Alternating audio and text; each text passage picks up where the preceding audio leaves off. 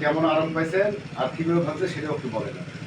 আমার এই হাতটা হচ্ছিল, আমি মোটরসাইকেল চালাতে হঠাৎই রাস্তার মাঝখানে একজন এসে গেছে।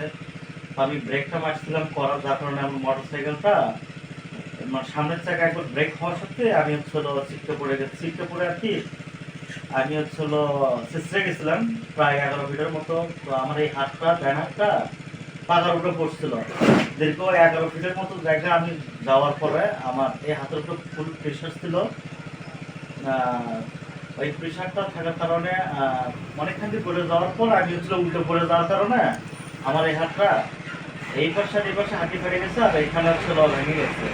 তো যাই হোক, গত বৃহস্পতিবার এই ঘটনাটা হচ্ছে কিন্তু 5-6 দিন হলো।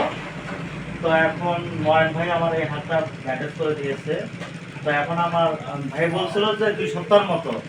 তো ইনশাআল্লাহ আমার এই 5-6 দিনের মধ্যে আমার এতটাই ভালো মনে হচ্ছে যে আমার হাতটা ভালো হয়ে গেছে। তো যাই হোক, সুস্থ হয়ে গেছে। আমি মোটামুটি সুস্থ আছি। তো আপনারা যারা এই ভিডিওটি দেখছেন সবাই লাইক করে দিবেন আর সবাইকে শেয়ার করে দিবেন।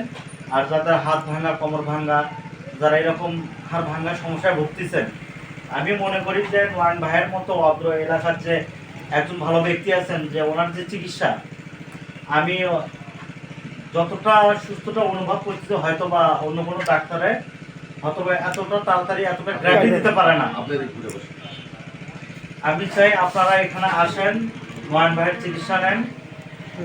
আর সবাই সুস্থতা ভালো থাকবেন। ধন্যবাদ।